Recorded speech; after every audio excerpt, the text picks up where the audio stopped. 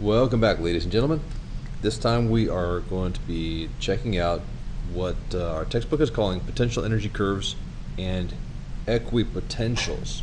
Sounds kind of fancy, but essentially if you think about curves, a potential energy curve, we're going to be graphing something. And this idea of equipotentials, well, it's simply going to relate to conservation of energy.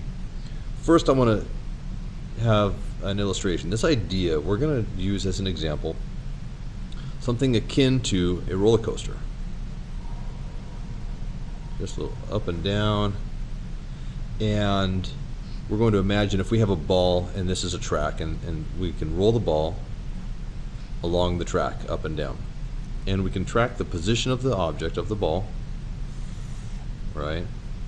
So we will have a horizontal position, and we can have a vertical position of the ball as it rolls across the track. We're going to start it from this location. We'll call this location A to begin with, and at location A we'll have the ball starting from rest, and clearly it's going to roll down the hill and do some other things, but we want to mark this location as being sort of important for us, right? And I'm going to mark that across the whole diagram, just kind of eyeballing that level right there.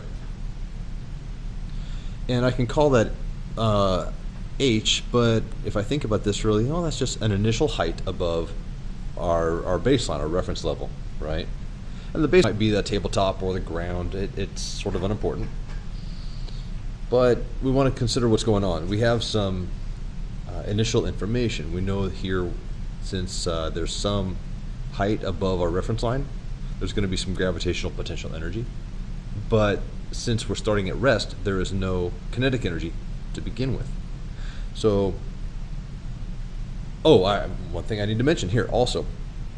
For this example, we'll be ignoring any non-conservative forces like friction. So if we're ignoring those non-conservative effects, then we know that our initial energy will equal our final energy. There's no change in mechanical energy here. And also, we can say that we know that mechanical energy is equal to potential plus kinetic energy. And this is kind of like a total, right? Well, the total mechanical energy will be comprised of however much potential there is plus however much kinetic there is. And that total amount of energy, if you think of it as total, it will, since energy is constant, it will equal the initial amount. And in the initial amount, it's all potential energy, and we're starting from rest, so there's no kinetic. So this is a valid statement. The total energy at any time is actually going to end up being equal to what we have initially. And that simply makes sense. There's no change taking place. But if you think about this, we can say that the ball will never have more or less it will never have more or less mechanical energy than it has at point A. So however much total mechanical energy it has at this location is going to be the total amount of mechanical energy it will have at any other point as it rolls along the track. But this mechanical energy can change forms. We're going to be seeing changes between potential and kinetic energies, but the total will remain constant for us. So keep that in mind. I'm going to kind of build on this diagram a little bit as we go. Now, if we were to look at what we're calling a potential energy curve, then it's going to be similar to this. Let me get this set up for you. And for this potential energy curve, it's going to be a graph, and we're going to see how the potential energy changes. So this is going to be a graph now of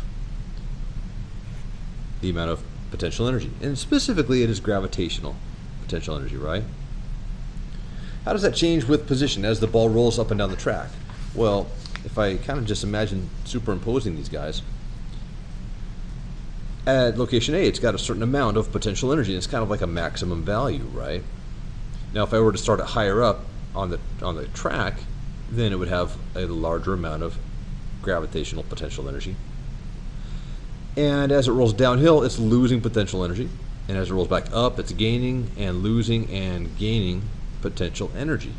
This graph of potential energy versus position is actually going to have this exact shape. So essentially, I'm just going to mirror that, kind of redraw that for you as best I can. We had this nice gentle curve downhill. It was just up, and back down, and up again, right? Okay. And keep in mind, this is a graph of the potential energy as the position of the ball is changing, just rolling across the track.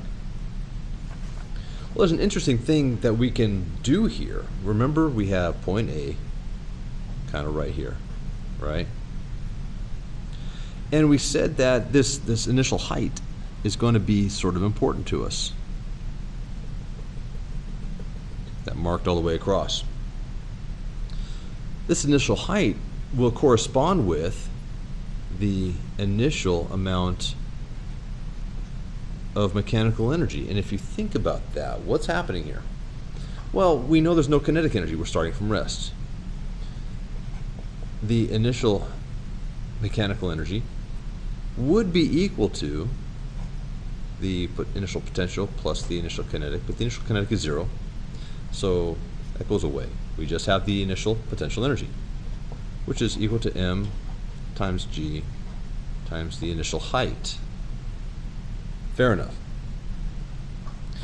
And so at location A, we can see that there is, according to this graph, an amount of potential energy there. And there's no kinetic energy there. What if I define a couple, look at a couple other positions on this track though? I can say, well, I'm going to make some comparisons here. I can look at location B. I can look at location C. I can look at any location I really want to. And I can say, you know what, location D, I'll put it right there. Location D would be at the same height above our reference as location A was. So for those same points, what's going on here? Well, the ball rolled downhill and we got the ball to position B. Right about here, right? So what we see here is there's been a decrease. Remember, this now is the potential energy curve. There's been a decrease in the potential energy. It's just a tiny amount of potential energy left. But since energy is conserved, where did that potential energy end up going? It was converted into kinetic energy of that ball. So we have a lot of kinetic energy now and very little potential energy. There's a tiny bit of potential in there. And this makes sense. As the ball rolls downhill, we see the ball accelerating, speeding up, and with a much higher velocity, there should be much more kinetic energy. And this is also interesting. Visually, we can see that the sum of potential plus kinetic energy is going to equal this total. This total is unchanging. Recall that we already said the initial amount equals the final amount. Well, if the final amount we're considering is at B, that's got to equal the initial amount. So let's see what that looks like. So we're going to have the initial amount is mgh initial, and the final amount at B, well, since they're equal, we have mgh initial is the initial total right here. And we're going to say, well, that's going to be the potential energy at location B plus the kinetic energy at location B. And we could work those out. If we knew a height here, we could find the potential energy, work through that to find our kinetic energy, and work through that to find a velocity if we wanted to. So what about the other locations? Well, here at point C,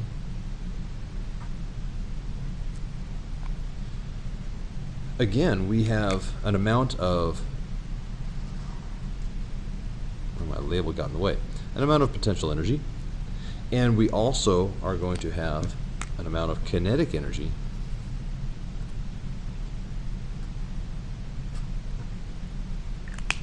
And you can see, though, that it will not have as much kinetic energy as it did at point B. And that corresponds with an increase in the potential energy at that location. It's just trading. It's trading some potential for a lot of kinetic, and here it's a little more balanced. It gave up some of that kinetic to have more potential. In other words, it gave up some of its speed to come to a location that was higher than our reference. Now what about this spot right here, location D? Well, at that location, remember, we're back up to that maximum line. So at location D, let's look at this. It's going to be equal to the initial amount of energy. No energy was lost, no friction, no non-conservative forces. And so at location D, mass times gravity times the height at D. But the height at D is equal to the initial height we see, so these two simply become equal. There's other things we can look at. We can ask ourselves, well, how fast would it be going, right? We can say the speed at any point can be found. And it would be simply by looking at the amount of kinetic energy at that particular location. It's just accounting. Do you know, for example, the height of position C? And if you know the height, you know the amount of gravitational potential energy at C. And if you know that amount of potential energy, and you know the initial total amount of energy, then you'd be able to find a velocity at location C if you wanted to, as long as you had enough information, of course. Sorry, not sure that's coming in the video. There we go. Now there's two other important considerations that we really want to take into account here. Here's page 3. What we know is that there will be a maximum possible speed.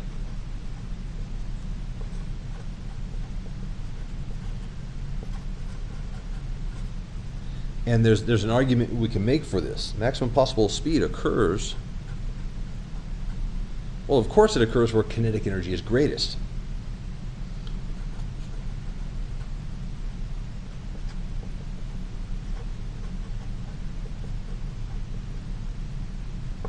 But where is the kinetic energy greatest?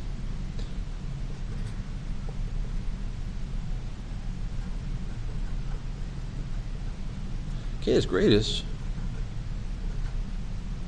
where the potential energy is smallest. From the potential energy curve, we see that. Where kinetic energy is greatest is the same location where the potential energy is smallest. Conversely, where we see the potential energy the largest, then we would see kinetic energy having its least value. And in this case, it has zero kinetic energy at this point. Now this is kind of important. K equals 0. Now how about at this spot?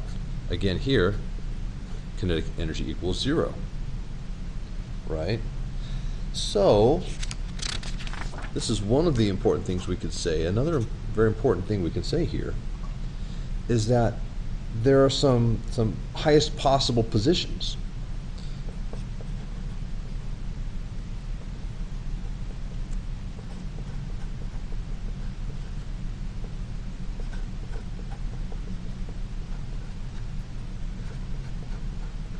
And where do these highest positions occur? Where do these maximum positions, so to speak, occur?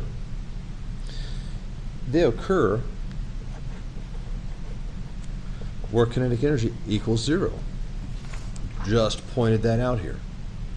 The highest position on the left side is location A, where kinetic energy started at 0. The highest position is as the ball rolls down and up and down and up. If there is no friction, no loss due to non-conservative forces, it will get just as high as it was at A, but it cannot go any higher. There's no longer any kinetic energy to draw from to build the potential energy higher. So you've reached the maximum. All of the energy at this point becomes stored energy, potential energy. You no longer have any kinetic. It cannot go any higher. So where kinetic energy is 0 are your maximum heights on the endpoints. So what we see there is your initial energy, which was mgh1, h initial, I'm sorry, is going to equal your final energy. And that makes sense because there's no change in total mechanical energy. And that's going to be equal to mgh at that final position. In this case, the final position would have been position D that we identified here in the diagram, right? These highest points, there's something else that we can say about these highest points.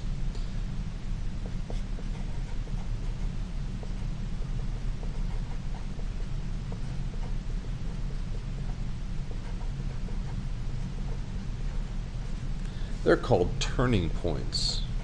It's very possible that you'll see this term on the AP exam.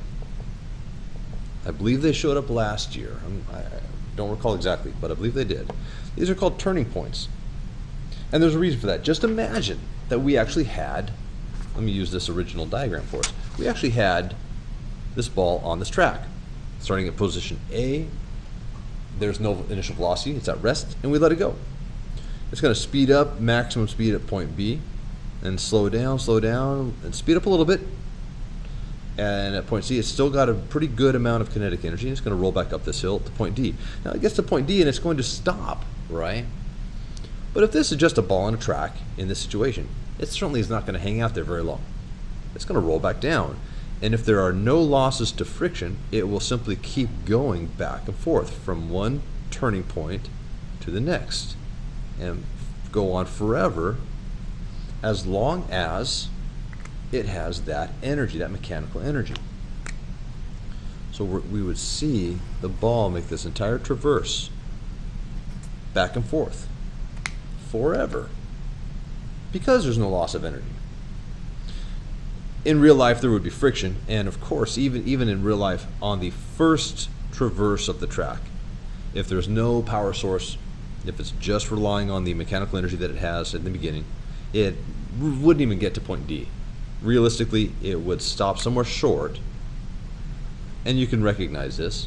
And the reason is that amount of energy loss right there, from there to there, represents an energy loss, and that would be lost due to friction, drag, other things possibly. And then it would lose even more energy from that point on the trip back and not make it even as high as that. And that would be another energy loss, right? Another energy loss. And then eventually you see that, well, on the trip back, it's not going to get that high. It might get that high. Another energy loss. And it will eventually just come to rest right here.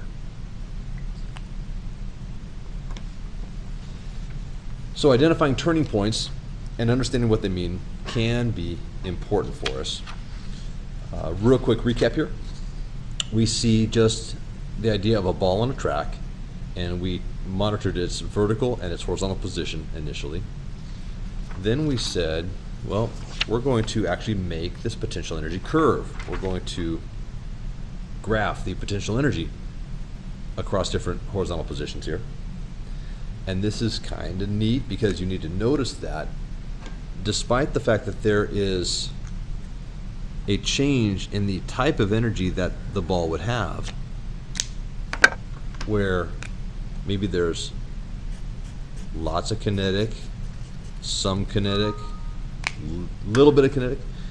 There's also different places where it has lots of potential, small amounts of potential, medium amounts of potential energy, so on, right? Actually, I suppose I shouldn't have colored this area, right? But you get the idea. Regardless of how much potential and kinetic energy it has, the sum of the two never gets past this initial value that it had in the beginning. That sort of set the stage for what might possibly happen at any point later on. Awesome. That was potential energy curves. And essentially, we have equipotentials, if that's how you pronounce it, shown here as well. Thanks for watching. I'll see you next time.